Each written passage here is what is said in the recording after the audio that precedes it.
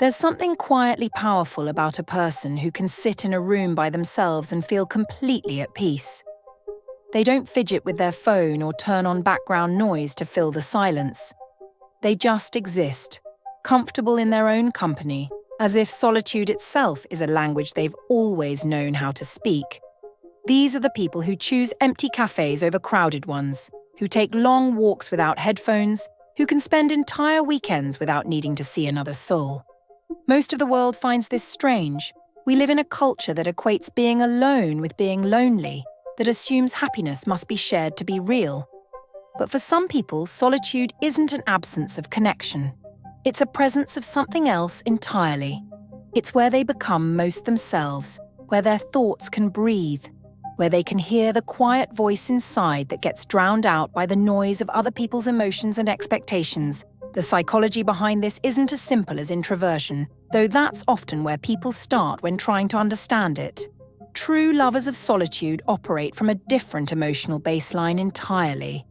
They've discovered something that many people spend their whole lives searching for without realizing it. They've learned how to be enough for themselves, not in an arrogant way, but in a deeply secure way that doesn't depend on external validation to feel whole. Their brains process social interaction differently than those who crave constant company. Where others feel energized by conversation and group dynamics, these individuals often experience what psychologists call social saturation. It's not that they dislike people or lack social skills. Many are remarkably empathetic and socially aware, but they absorb emotional energy from their surroundings in a way that can become overwhelming. A crowded room doesn't just feel busy to them. It feels like standing in an emotional storm where they're picking up fragments of everyone else's mood, anxiety, excitement, and unspoken tension. This heightened sensitivity means that solitude serves as more than just preference. It becomes restoration. When they're alone, their nervous system can finally settle. The constant low-level stress of monitoring social cues, reading between the lines of conversations, and managing the emotional needs of others simply disappears. In that quiet space, they can finally hear their own thoughts clearly again. But there's something deeper happening here that goes beyond simple overstimulation. People who genuinely enjoy being alone have often developed an unusually rich internal world. They don't need external entertainment because they carry entire universes inside their minds. They can spend hours lost in thought, not because they're avoiding reality, but because their inner landscape is so vivid and complex that it provides endless exploration. This internal richness often stems from a high degree of self-awareness. They've spent time observing their own patterns, understanding their emotional triggers, recognizing what brings them genuine peace versus what they think should bring them peace. They know the difference between their authentic desires and the desires that have been shaped by social expectations.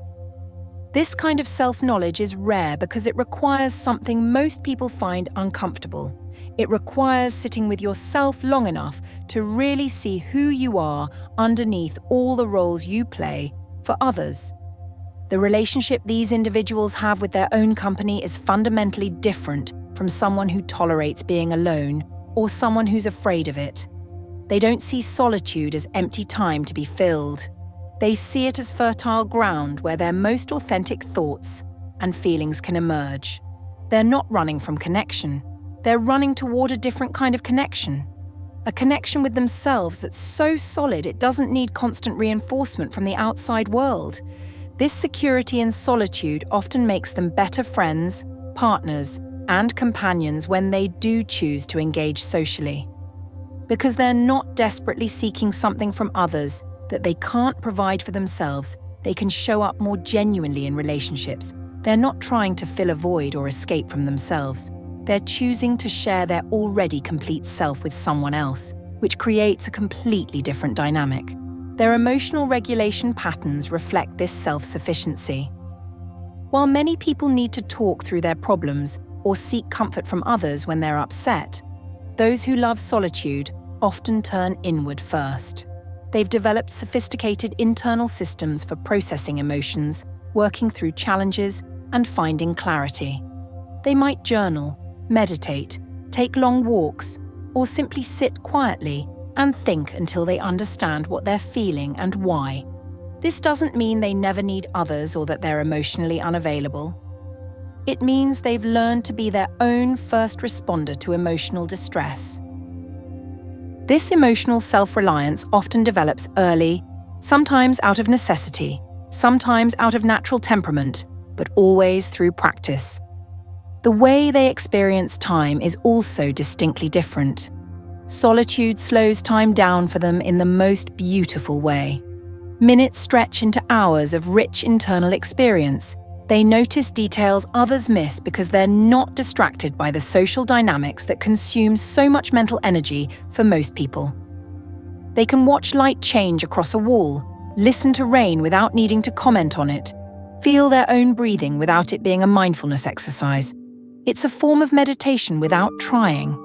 They don't need apps or guided practices to find stillness, because stillness finds them naturally in solitude.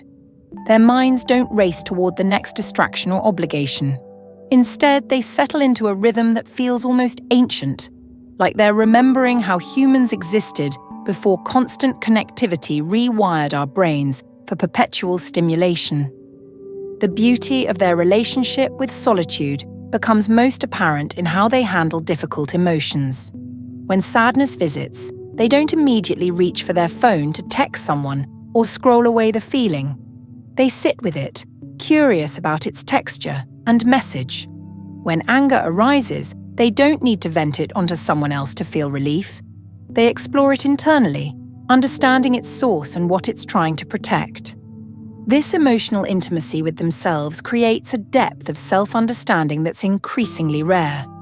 Their comfort with silence extends beyond just being quiet. They're comfortable with the unknown spaces inside themselves, the questions without immediate answers, the feelings that don't have neat explanations. Most people find these internal grey areas unsettling and rush to fill them with opinions, activities, or other people's voices. But those who love solitude have learned that mystery isn't something to be solved quickly. It's something to be lived with, explored gradually, appreciated for its complexity.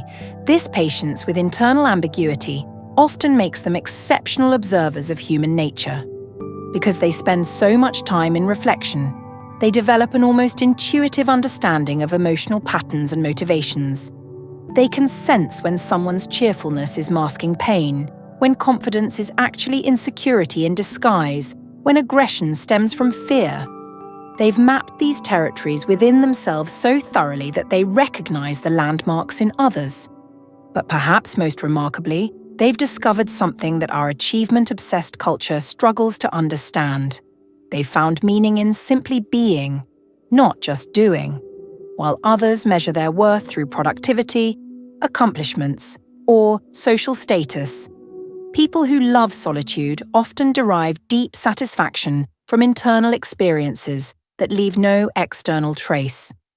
The quiet realization that comes after hours of thinking, the gentle shift in perspective that happens during a solitary walk, the sense of alignment they feel when they're truly alone with themselves. Their relationship with creativity reflects this internal orientation. Many discover that their most original thoughts, their clearest insights, their most authentic expressions, emerge not from brainstorming sessions or collaborative environments, but from the spacious quiet of solitude. They don't need to bounce ideas off others to know if something has value. They've developed an internal compass that points toward what feels true and meaningful regardless of whether it would make sense to anyone else. The way they form memories is also distinct. Because they're so present in their solitary moments, these experiences often become vivid. The morning they watched fog lift from the trees, the evening they sat in darkness letting their thoughts wander freely. These aren't dramatic or shareable moments, but they become touchstones in their personal history, sources of comfort and meaning that they can revisit internally. Their nervous systems seem calibrated differently than those who need constant social input. Where others feel anxiety or restlessness in quiet spaces, they feel their bodies relax, their breathing deepen, their minds clear. It's as if solitude activates some internal healing mechanism that constant social engagement keeps switched off. They physically feel better when they're alone for extended periods, not because they're antisocial, but because their entire system functions more smoothly without the constant micro-adjustments required in social situations. This physical comfort with solitude often extends to their living spaces. They create environments that support their internal life rather than impressing visitors. Their homes might be filled with books, art, plants, or simply empty spaces that invite contemplation. They understand that their environment shapes their inner state, so they curate spaces that enhance rather than distract from their natural inclination toward reflection and peace. What others might interpret as loneliness or isolation, they experience as freedom.